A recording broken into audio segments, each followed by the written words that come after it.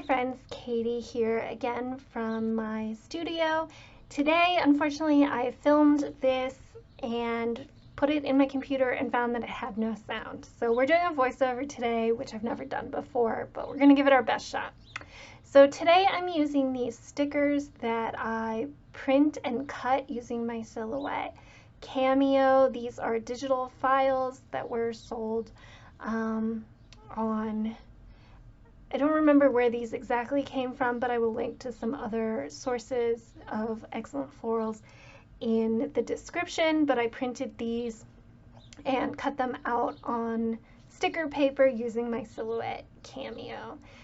So then I am showing you here these pens. These are what set the color scheme for this particular spread. I recently got these Le Pen Flex pens in this color peppermint, which I really love, and so it's kind of the basis for this color scheme. It matches these discs that I recently got for this new lettering planner that I'm building, and so that's kind of the cornerstone of the look that I'm going for, and I picked the stickers accordingly.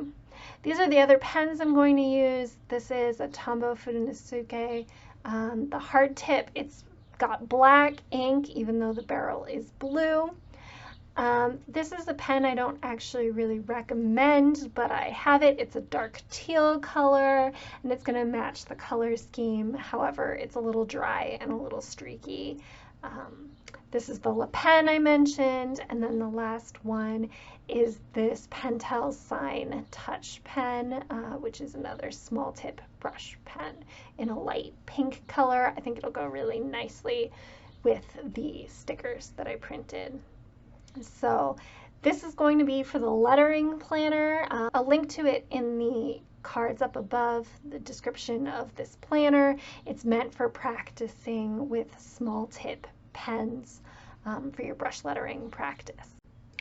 So I'm going to start by coloring in with these Crayola Super Tips. I really love these. I have them in 100 colors. I picked ones that went well with the stickers, and I'm going to color in these dividers between each day. That's just a nice way to set the color scheme, get a nice wash of color. In the past I've used washi some, and I might also for this spread, and I picked some colors that might match, but I'm going to start with using these markers. So I like to use the flat part of this tip. I try to press it down and try and get a nice wide and smooth layer across. For these, if I do it perfectly, I can do it in 2 swipes across.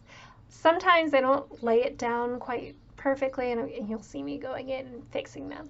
The Crayola Super Tips are beautiful, but they're a little narrow. If you like if you want to try and get them in one swath, I recommend these watercolor markers. They're the Michaels equivalent of the Tombow big brush pens, and they put a nice layer of color, and you can definitely get them in 2 swipes. But I only have 2 of those, and I've got 100 of these Crayola Super Tips. So that's what I prefer to use, and I don't really mind if it has a certain doodly, imperfect element to how these go. The hand lettering is very, organic, hand drawn. So I'm fine with that kind of look. So you'll go in and see me doing a little bit of fixing it, but I try not to get too perfectionistic about it. So I'm going to just fast forward as you see me using these super tips to fill in the colors, and just really place those so that I have my color scheme down and just alternate between the greens and the pinks. Now you see me switching to the other page. I'm going to start with the alternating so that I can get all of the colors across both sides of the page. So I like to use the Micron, the Pigma Microns. I think this is a 03. I like to use those to write in the days of the challenge and what the word of the day is. I like to have them right on the page because they're easy. All of the lowercase letters, and then we learn the uppercase louder. So it's very beginner appropriate, and that is what I like to do every day. So in the past, I've liked to use washi. That's what I've done in the previous decor video that I've posted here. This is one of the washis I thought about. It's a little peachier than the colors of these stickers, but it's kind of the right feel, so I'm on the fence about it. I also have this green textured one. It's a little greener than the flowers, but again, that watercolor feel.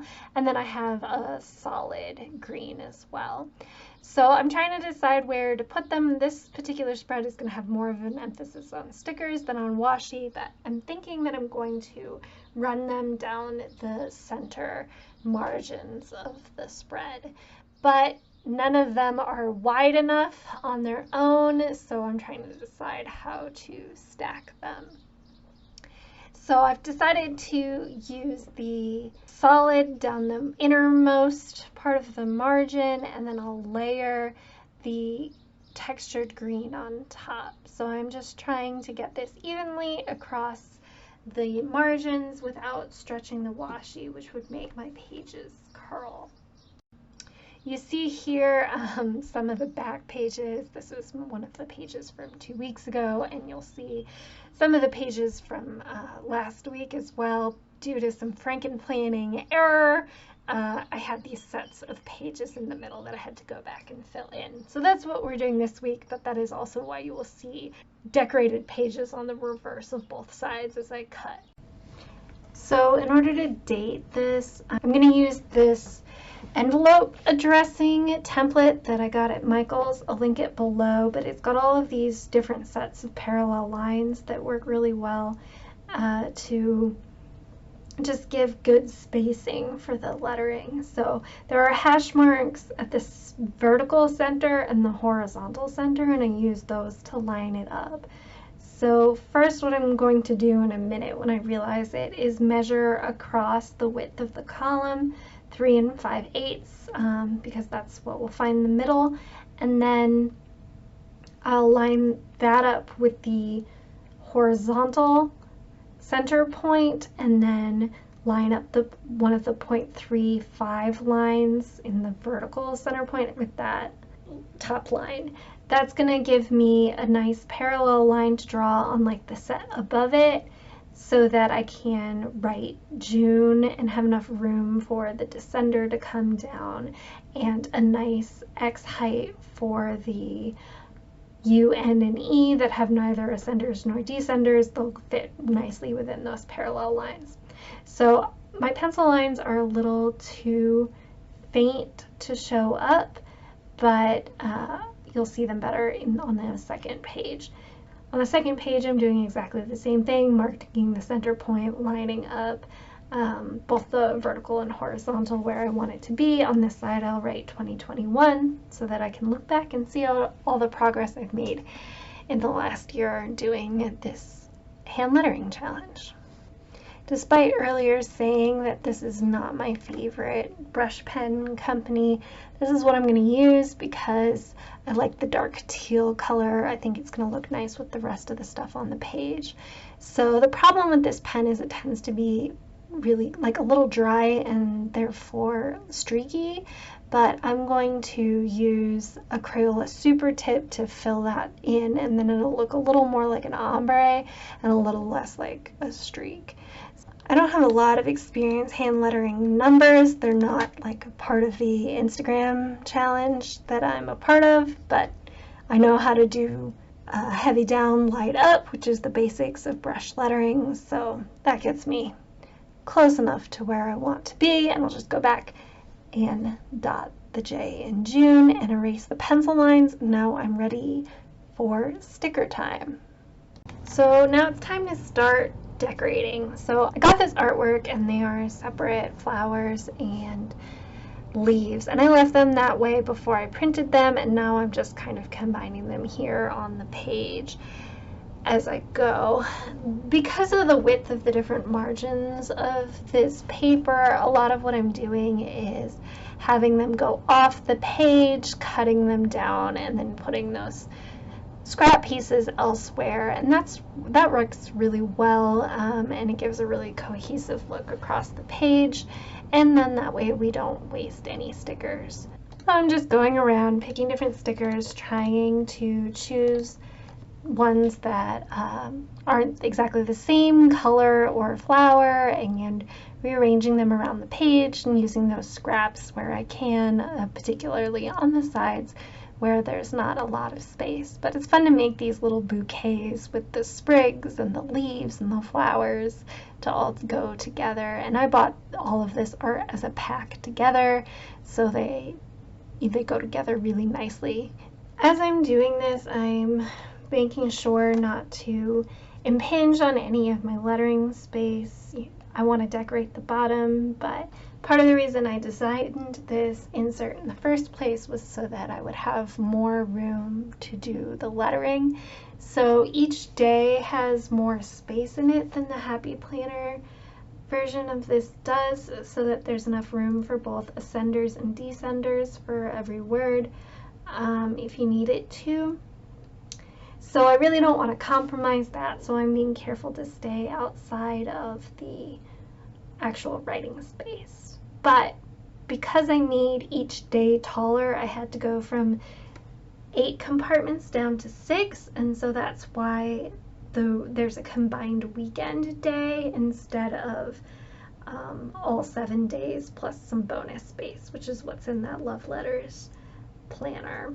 So it's just a compromise. You win some, you lose some when you have a fixed page size, but it's actually quite difficult for me to consistently hit it where I do my lettering challenge 7 days a week, and 6 days is pretty doable for me. So I'm just putting some last touches on everything, finding some small gaps where they need just a little bit of filling with whatever random pieces of stickers I have left, and trimming off the edges. So the last step is to take a Pigma Micron. I'm using a 0.3 width, and to fill in the dates and the challenge word of the day. So I will be sure to link the Big Love Letters challenge that JLB Crafts does below. That is my personal favorite and the one I've been doing all year, because it focuses on learning each letter slowly, one letter a week all year. I really have gotten a lot out of it. It's not too late to join. You could go and do the back months if you wanted to. We're almost done with the lowercase letters, so this week I'm writing in all of my X words, because that's one of the remnant letters we've got left here at the end. And then I'll be all ready for my practice here for this next week. So I'm not going to do any lettering here on camera. X is not going to be a letter I'm very good at, and while I'm not too afraid of showing you bad looking letters, X is going to be pretty challenging, and it's going to be very hard, I think, for me to keep my head out of frame. So hopefully in one of the upcoming weeks I'll do a little bit of lettering. You can see me do some on my Instagram as well, where it's a little easier for me to control the camera, and it's not quite as long. And I will have practiced some X by then. So later in the week I will post a video on my Instagram of me doing one of these words. So I hope you enjoyed this. Thank you for planning along with me. If you liked this video, please hit the like button. If you have any questions, please leave them below. Everything I used and mentioned should be down in the description box below, and I will talk to you soon. Bye.